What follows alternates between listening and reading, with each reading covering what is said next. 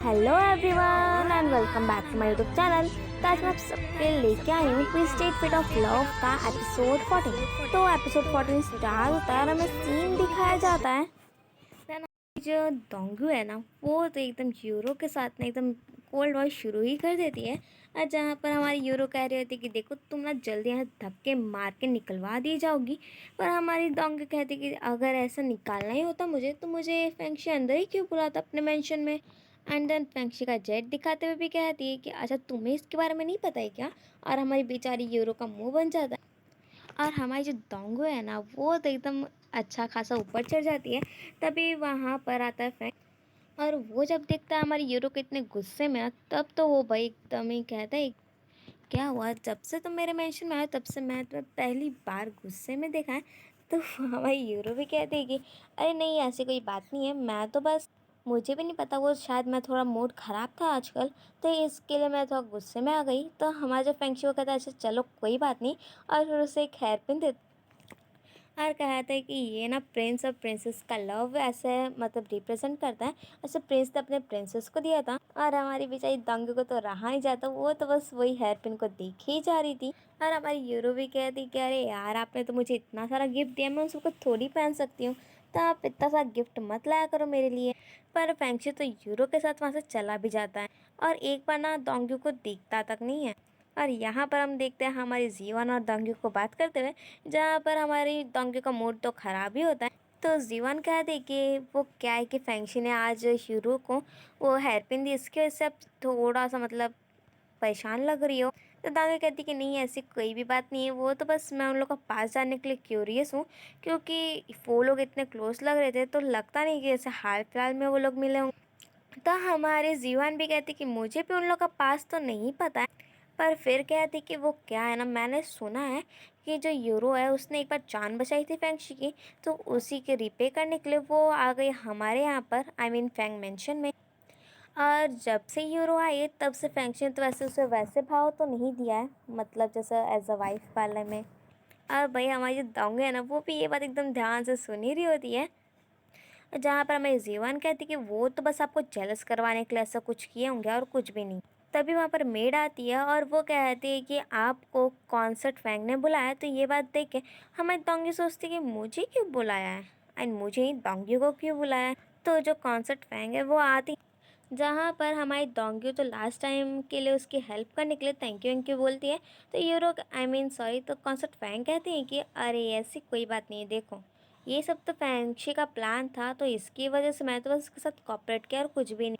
तो जहाँ पर हमारी जो कॉन्सर्ट फैंग है वो कहती हैं कि ये तो बात तुम, वो कहती हैं कि देखो अभी जहाँ तक मुझे पता है कि तुम्हें सेव करने के लिए हमारे फैंगशी ने क्या क्या नहीं कहा।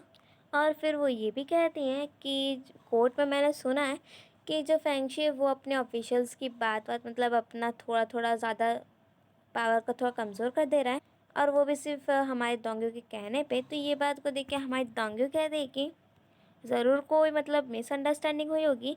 तो कॉन्सर्ट फैंग भी कहते हैं कि हाँ मुझे भी अभी तक यही लग रहा है। अब ये बात तो तुम्हें भी पता है कि मेरा भाई कितना ज़्यादा हैंडसम है एंड ऑल, तो उसके पीछे लड़कियां तो घूमती ही रहती हैं। अब मुझे लगता नहीं है कि मेरे भाई को तुम्हें इंटरेस्ट होगा। तो ये बात सुन डोंगियो भी कहती है कि हाँ आप टेंशन मत लो, मैं ना कुछ भी मैं कुछ भी गलत नहीं करने वाली हूँ फैंगशी के साथ। तो जो कॉन्सर्ट फैंग है वो भी कहते हैं कि मुझे भी ऐसे ही लग रहा है, और मुझे जहाँ तक पता है कि तुम अपना प्रॉमिस ज़रूर रखो, पर अगर जब मुझे ये बात पता चला कि तुम्हें मेरे भाई यानी कि फैंगशी से कुछ चाहिए जो बिल्कुल भी सही नहीं है, तब तो मैं तुम्हें छोड़ूंगी नहीं। क्योंकि अब जो फैंगशी है वो तो डोंगी की बात सुने जा रहा है, चाहे वो गलत हो चाहे सही। एंड देन तभी वहाँ पर एक मेड आती है और वो ग्रेप्स वेप्स लेके आई थी जो एम्प्रर ने खास हमें कॉन्सर्ट फैंग को दिया होता है। तो कॉन्सर्ट फैंग कहते हैं डोंगी को खाने के लिए। पहले तो हमारी डोंगी हिचकिचा रही होती है, पर जब वहाँ पर मेड खाती तो कॉन्सर्ट फैंग कहती कि वो क्या है ना कि मैं तो यहाँ पर रहती हूँ हैरम में, तो यहाँ पर जहाँ तक मुझे पता है कि बहुत सारे लोग मुझे कभी भी कैसे मार सकते हैं, तो इसके लिए थोड़ी सी ज़्यादा तो मुझे सावधानी तो रखनी पड़ेगी। पर तभी भी हमारी डोंगी तो नहीं खाने वाली थी। तभी वहाँ पर एम्प्रर का नोटिस आता है कि एम्प्रर कॉन्सर्ट फैंग को बुला रहे। तो कॉन्सर्ट फैंग तो वहाँ से चली जाती, और भाई जाते जाते भी यही कहते हैं कि तुम अपना प्रॉमिस ज़रूर याद रखना। हमारे एम्प्रो को कॉन्सर्ट फैंग के साथ बात करते हुए, जहाँ पर उनकी तबीयत बहुत ज़्यादा ख़राब लग रही होती है, तो कॉन्सर्ट फैंग कहती कि अरे यार, अगर आप आज नहीं भी जाओगे तब भी क्या हो जाएगा। पर वो कहती कि नहीं, मेरे पापा ने मुझे ये कहा था कि तुम्हें अपने मरते दम तक सबसे पहले अपने किंगडम को पहले रखना है। और वो जब जा रहे होते हैं तो अचानक से उनके पेट वेट में दर्द होने लगता है। तो हमारी जो कॉन्सर्ट फैंग है वो कहती हैं कि क्या ये पॉइज़न है, ऐसा कुछ बोल रही होती हैं। तो फिर जो असिस्टेंट होता है, मतलब एम्पर का, वो कहते हैं कि इनके मेडिसिन में ना शीलिंग का जो ग्रास है वो ना आज नहीं था, क्योंकि वो ख़त्म हो गया था। शायद इसकी वजह से आज इनकी तबीयत इतनी ज़्यादा ख़राब हो गई है। फिर हम नेक्स्ट सीन में दौले को, जहाँ पर जियोन को खोजते हुए आया था, पर एक मेड कहती कि वो तो ब्लाइंड डेट पे गई हैं। तो ये बात सुन के तो वो कहता है दौले कि कहाँ पर गई है, किसके साथ गई है, क्यों गई है। ये बात सुन के वो मेड सारी बात बता, और यहाँ पर हम देखते हैं हमारी जीवान की ब्लाइंड डेट और किसी के साथ नहीं, लूचौन के साथ ही होती है। जहाँ पर लूचौन को तो ये लग रहा होता है कि जो फ्रेंडशिप उसने सजेस्ट किया है एज अ मतलब ब्लाइंड डेट के लिए, हमें जीवान। और यहाँ पर तो हमारी जीवान भी अच्छी अच्छी बातें ही बोल रही होती हैं हमारे लूचौन के बारे में। पर वो लोग जैसे एक दूसरे के साथ ड्रिंक करने जाते हैं ना, तो हमारे बेचारे तौले को तो अच्छा लगता है और वो छुप छुप के देख ही रहा होता है। 蓝雨姬，我敬你。जहाँ पर हमारे लूचौन तो कहने लगते कि शायद कोई भूत वूत का काम है, पर हमारी जियन को तो पता चल जाता कि वहाँ पर दौड़ा है, जहाँ पर वो चिल्लाने लगते कि तुम यहाँ पर क्यों आए। और बेचारा दल तो गुस्से में आके बैठता है, और फिर ना वो ड्रिंक व्रिंक कर रहा होता है। तभी हमारी जीवन कहती कि अरे यार, तुम जाओ यहाँ से, पर वो नहीं मान रहा होता। तो अब बेचारी हमारी जीवन सारी बात बोल देती कि ये सब तो यूरो ने किया था और इसमें फैंक्शी का कोई भी हाथ नहीं है। और ये बात सुन के तो भाई वो इतना एडमायर करता था फैंक्शी को, और उसके जब ये पता चलता है कि इसमें फैंक्शी को तो ये बात पता तक नहीं है कि हमारी जीवन ब्लाइंड डेट पे आई, तो वो बेचारा धक्के मार के वहीं पे बैठ जाता है। वो भी क्या ही कर सकता था। एंड देन उसके बाद जब वो कहती है कि मैं ना आपसे शादी वादी नहीं करना चाहती, एक्चुअली मैं ये सब तो बस यूरो के कहने पे मैंने किया और कुछ भी। और फिर वहाँ से चली जाती है हमारी जीवन, तो वो उसके पीछे पीछे जाता है हमारा दौलत से मनाने के लिए। और यहाँ पर हमारा बेचारा लूचौन कहता है कि मैं नेक्स्ट आर्टिकल का टॉपिक यही होगा कि मेरे साथ इतना बड़ा वाला ना स्कैम किया गया अभी शादी को लेकर। और यहाँ पर हमारा जो दौला है वो कहती कि अरे यार, तुम क्यों मुझसे गुस्सा हो रही हो। तो कहती है कि मैं तुमसे गुस्सा क्यों ना हूँ, तुम आके इतना अच्छा खासा मैं मूड से पूरा ख़राब कर। एक्चुअली मैं नहीं चाहती थी कि मैं उन्हें एम्बेरस फील करूँ वो भी अपने सामने, तो ये इसलिए मैं इतना ड्रामा करी थी तब से, और तुम आके पूरा का पूरा ड्रामे पे पानी फेर दी। जब तुम्हें पता, जब मैं कोर्ट हिस्ट्री ब्यूरो में थी तो लू चौहान ने भी मेरी बहुत ज़्यादा हेल्प की थी डोंगियों के साथ मिलकर, तो इसके लिए मैं तो बस उनसे फ्रेंड बनाना चाहती थी और कुछ भी नहीं। तो हमारा जो दल है वो तो सॉरी और बोलने लगता कि प्लीज़ माफ़ कर दो, आइंदा से ऐसा कुछ नहीं होने वाला। और हमारे जीवन के तुम्हारा कुछ नहीं होने वाला। फिर हम देखते हैं जैसे हमारे जीवन बाहर निकलते हैं नेक्स्ट मॉर्निंग, तभी वहाँ पर आ जाती है यूरो, और वो कहती है कि तुम्हें मास्टर आई मीन लू चौहान तुम्हें पसंद नहीं आया ना, कोई बात नहीं, मैं तुम्हें ना तुम्हारे लिए दूसरे लड़कों का भी ब्लाइंड डेट फिक्स करती हूँ। पर हमारी जो यूरो आई मीन जो हमारी जीवन है वो कहती कि अरे नहीं, एक्चुअली मैं ना आज का आई मीन मुझे नहीं ब्लाइंड डेट में कोई भी ज़्यादा इंटरेस्ट नहीं।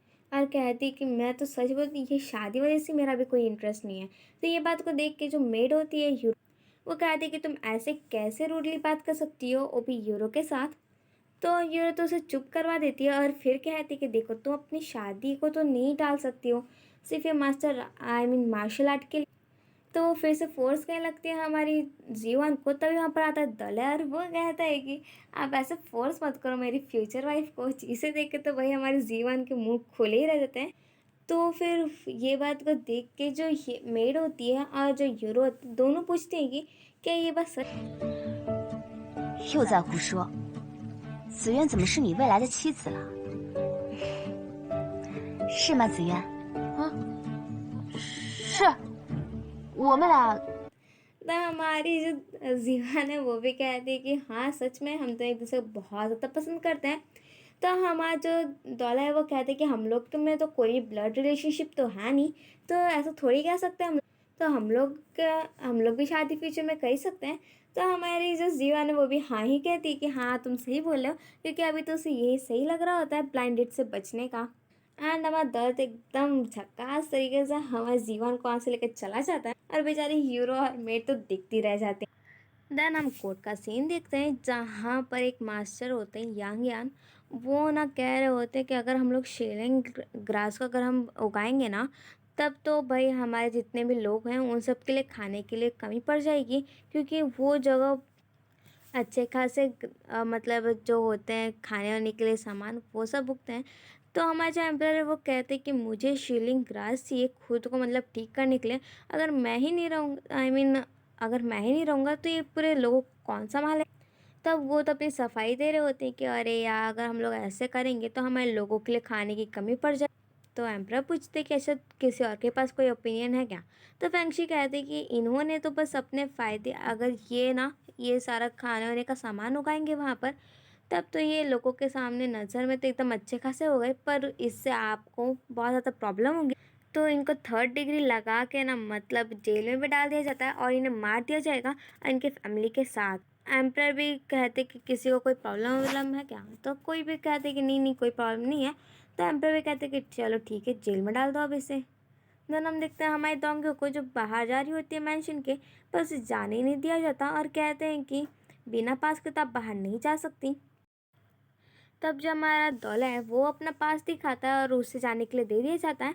तो हमारी डोंगी तो पास को देखती रह जाती है, और जहाँ पर हमारा दौले कहता है कि मैं तुमसे कहा था कि कैच को रेडी करने के लिए हम लोग को बाहर जाना है।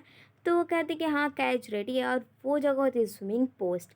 तो जिसे सुन के तो भाई हमारी डोंगी को कुछ ना कुछ गड़बड़ तो ज़रूर है, पर तभी भी उसे जाने तो दिया नहीं जाता। तो वो गुस्से में चली जाती है वापस मेंशन के अंदर। फिर हम देखते हैं हमारे फेंगशी को, जो ना आराम से अपना सितार बजा रहता है, और वहाँ पर आ जाती है हमारी डॉग और वो अपनी बांसुरी बजाने लगती है। और मतलब ये लोग एकदम ताल से ताल मिलके अपना गाना वाना बजा रहे।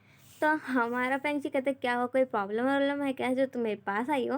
बिना प्रॉब्लम के तो वो आएगी नहीं फेंगशी के पास। तो कहती कि नहीं अभी तो कोई प्रॉब्लम नहीं है मुझे। तब तो ना वो ड्रिंक व्रिंक करने के लिए मंगवाती है सारे मेड से सामान, और उसके बाद ना फेंगशी जब ड्रिंक कर लेता है तो वो कहते हैं कि देखो, मुझे ना ये पूरी दुनिया में किसी और के ओपिनियन की कोई ज़रूरत नहीं है। अगर तुम्हारा ओपिनियन रहेगा ना तो मैं वैसे ही करने वाला हूँ। तो हमारी डंकी तो भाई खुश भी हो जाती है, और उसके बाद वो बहुत ज़्यादा पिला देती है और हमारा बेचारा फेंगशी टल। तो जिसे देख के ना हमारी जो डोंग वो तो भाई उससे पास का जो टोकन होता है वो ले लेती है और वहाँ से भाग जाती है।